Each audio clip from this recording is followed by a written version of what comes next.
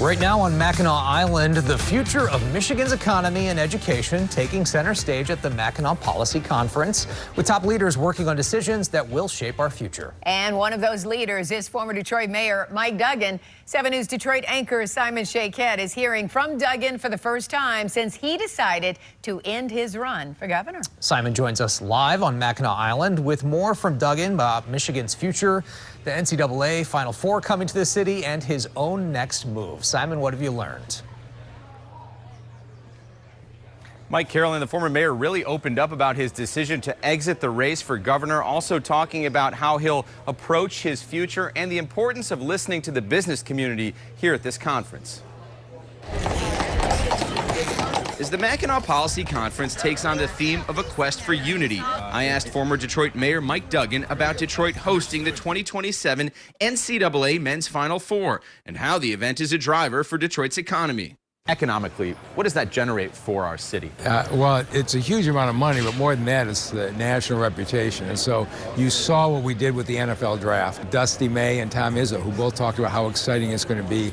Having just exited the race for governor as an independent candidate, I also asked Duggan about improving Michigan's performance. We are the most purple of all purple states. So every 2 to 4 years, we have Republicans come in and undo what the Democrats do, and then the Democrats come in and undo what the Republicans do.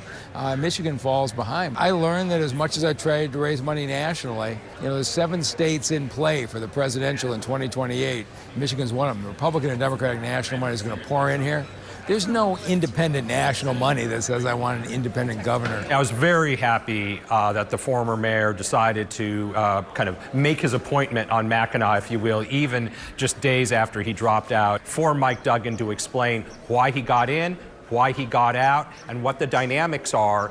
The former mayor has also not yet said publicly what his own plans will be. There's a lot of interest in what you will do next, even speculation you may become the U of M president, for instance. What can you share at this point, if anything? I have been spending the last 18 months day and night running this campaign, and it's now been 4 or 5 days that I've been out. So over the next month or two, I'll assess what I do next. Another major story coming out of Mackinac: plans for our state to spend $152 million to support runway and taxiway upgrades for a new fighter mission at Selfridge Air National Guard Base in Macomb County.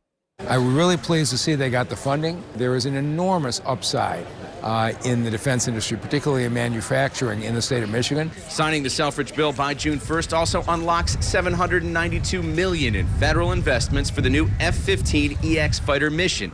Something else I asked the former mayor about, perhaps a sign real bipartisan work can still get done. It starts with Selfridge as the anchor, and so it's really good news today.